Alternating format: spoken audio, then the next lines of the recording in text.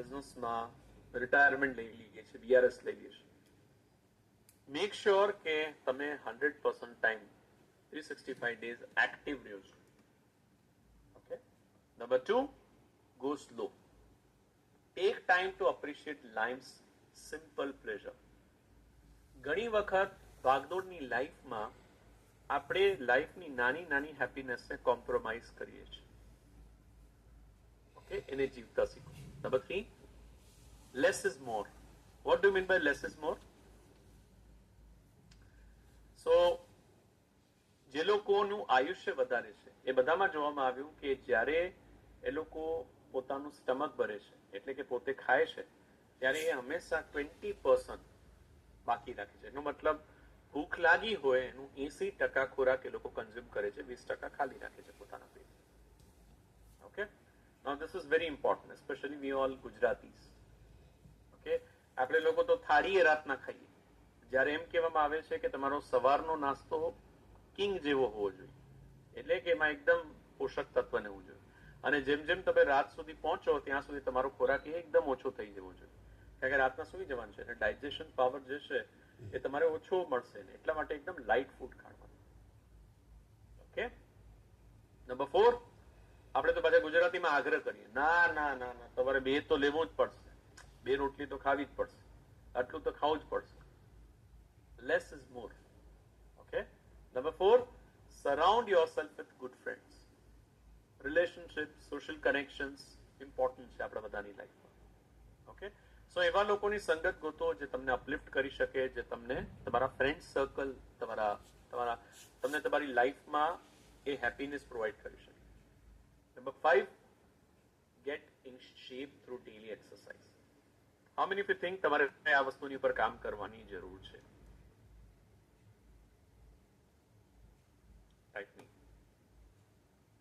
Main women બંનેને. Okay. મેં સાંભળ્યું જો એક સોશિયલ મીડિયામાં જોક આવતો હતો કે કોઈ ભાઈ જે છે કહેતા હતા કે મારી ફાંદ તો એટલી મોટી ને કે હું દરવાજામાં એન્ટર કરું તો પેલા હું એન્ટર ન થાઉં, મારી ફાંદ પેલા એન્ટર થાય. હવે આ જોક મારવા માટે બહુ સારી વસ્તુ છે, પણ it's a very serious thing. Okay. આપણું વજન, આપણને બધાને ખ્યાલ છે કે આપણું વજન જે છે, અને there is something called as BMI. તમારી હાઈટ પ્રમાણે તમારો વજનનો એક રેશિયો હોવો જોઈએ અને એ પર્સન્ટેજ તમારે મેન્ટેન રાખવાનું છે. ઓકે. સો ડાયમંડ મેમ્બરને બધાને ખ્યાલ છે, મેં બધાને ચેલેન્જ આપેલી છે કે નેક્સ્ટ સપ્ટેમ્બરમાં જ્યારે એ લોકો મને મળશે ઇવેન્ટમાં લાઈવ, ત્યારે હું 2 વસ્તુ જોઈશ એની પાસે. ઓકે. પહેલાનો રિપોર્ટ, અત્યારનો રિપોર્ટ. હેલ્થમાં કેટલું ઇમ્પ્રુવ કર્યું, વજનમાં કેટલું ઇમ્પ્રુવ કર્યું, બ્લડ સર્ક્યુલેશનમાં કેટલું ઇમ્પ્રુવ કર્યું. ઓકે. બીપી છે, કોલેસ્ટ્રોલ છે, સુગર છે, તમે જુઓ પેલા કે તમારે કઈ જગ્યાએ હેલ્થમાં ઇમ્પ્રુવમેન્ટ કરવાનું છે, એના પર કામ કરો અને મને રિપોર્ટ દેખાડો કે પેલા શું હતા, અત્યારના શું છે. ઓકે. સો વેરી ઇમ્પોર્ટન્ટ. મેક શ્યોર તમે ગોલ બનાવો કે નેક્સ્ટ બર્થડે સુધીમાં હું મારા હેલ્થની ઉપર કામ કરીશ. Okay. I will give you this challenge four everyone. Diamond member છે, ડાયમંડ મેમ્બર નથી. Okay. How many of you give me promise કે જે લોકો સપ્ટેમ્બરમાં લાઈવ ઇવેન્ટ એટેન્ડ કરવાના છે, ઓકે, જ્યારે પણ ટિકિટ ઓપન થશે ત્યારે હું તમારી સાથે શેર કરીશ, મને તમે રિપોર્ટ દેખાડશો કે સર હું પેલા આ હતો અથવા હતી અને અત્યારના મારામાં આટલું ઇમ્પ્રુવમેન્ટ થયું છે. અક્ષય કુમારનો બહુ સરસ મજાનો શો આવે છે, wheel of life, sorry wheel of નહીં, વ્હીલ ઓફ ફોર્ચ્યુન. ઓકે. અને વ્હીલ ઓફ ફોર્ચ્યુનમાં હમણાં કાલે જ એક ભાઈને એને બોલાવ્યા હતા. એક ભાઈ રમવા માટે આવ્યા હતા અને ઘણી બધી જાતના પુશઅપ નહીં કરી શકતા હતા. પછી એને એમ કીધું કે આ દુનિયામાં અમીર એ નથી જેની પાસે વધારે પૈસા છે, અમીર એ છે જેની પાસે સારામાં સારી હેલ્થ છે.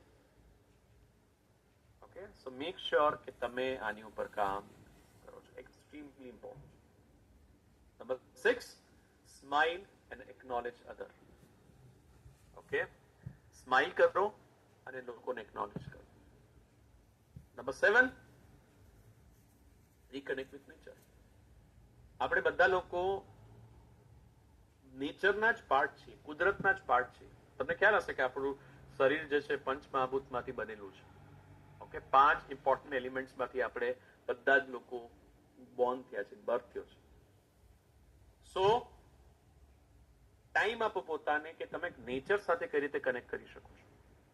ઓકે, ફોરમ પણ અમુક વસ્તુ કવર કરશે, તેને સન બાથ કર્યું, ક્યારેક ગાર્ડનમાં ફરવા ગયા, નેચરની અંદર આવ્યા, ક્યાંક પ્લાન્ટેશનના ઇનિશિયેટિવ્સમાં ગયા. Whatever you do something, do whatever it takes to make sure that you are reconnecting with nature. Number 8, give back to community. Okay, find out કે તમે કઈ રીતના કોન્ટ્રીબ્યુટ કરી શકો છો વર્લ્ડને, એન્વાયરમેન્ટને, સોસાયટીને. Number 9, live in the moment. તમારામાંથી કેટલા લોકોને આની ઉપર કામ કરવાની જરૂર છે કે ભાઈ સર હું કાં તો ભૂતકાળમાં આવ્યો છું કાં ભવિષ્યમાં આવ્યો છું. ભૂતકાળમાં ચિંતા, ભવિષ્યમાં ચિંતા. ભૂતકાળમાં મારી સાથે આમ કેમ થયું, ભવિષ્યમાં આ તો કોઈ પ્રોબ્લેમ તો નહીં થાય મારી લાઈફમાં. Live in the moment. અત્યારની મુમેન્ટને એન્જોય કરો, અત્યારની મુમેન્ટમાં જીવો. અને નંબર 10, ફાઇન્ડ યોર ઇકીગાઈ, જે હમણાં આપણે એક્સરસાઇઝ કરવા જઈ રહ્યા છીએ. Alright, so this are the 10 rules of ikigai. Ikigai કરીને એક બહુ સરસ મજાની બુક છે. ઇકીગાઈ છે શું? Basically it's a Japanese concept. અને એક સર્વે કરવામાં આવ્યો, એવા લોકોનો સર્વે કરવામાં આવ્યો કે જે લોકોનું આયુષ્ય બહુ જ વધારે છે.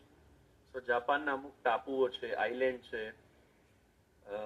બીજી ઘણા બધા આઇલેન્ડ છે, બધાનું સ્ટડી કરવામાં આવ્યો અને ઓબ્ઝર્વ કરવામાં આવ્યું કે એવું શું કરે છે જેની મદદથી એ લોકોનું આયુષ્ય આટલું બધું સારું છે.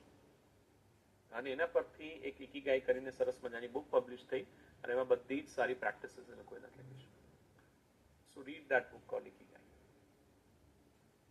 Right, so now we will do the find your ikigai activity. So basically ikigai શું છે? ikigai એટલે તમે તમારા પેશનને જીવો, તમને જે કરવું ગમે છે જીવો. ઓકે, લાસ્ટ 3.5 વર્ષથી અમે લોકો સવારના 5 વાગે સેશન લઈએ છીએ અને હજી કંટાળતા નથી. ઘણા લોકો કોપી કરવાની ટ્રાય કરે છે પણ અઠવાડિયે 10 દિવસે કરી નથી શકતા. શું કામ? રીઝન ઇઝ વેરી સિમ્પલ, કારણ કે અમે જે કરીએ છીએ અમે મારું પેશન જીવી રહ્યા છીએ, એ લોકો અમને કોપી કર્યા છે, એનું પેશન કોઈક બીજું છે. આપણા બધાની અંદર કોઈક ને કોઈક સ્ટ્રેન્થ રહેલી છે, આપણા બધાની અંદર કોઈને કોઈ પેશન રહેલું છે. એને ઓળખવાનું છે અને એના પર કામ કરવાનું છે. બીજામાંથી કોપી પેસ્ટ નથી કરવાનું. અરે ફોરમ ફાલ્ગુન કોચિંગ કેટલું જબરદસ્ત કરે છે, મારે કોચ બનવું છે. નો, ઇટ ડઝન્ટ વર્ક. તમારા માટે કંઈક બીજું હોઈ શકે.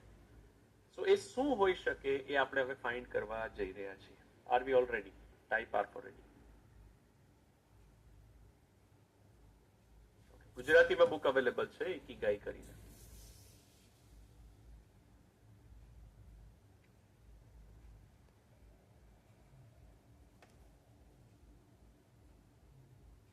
All right.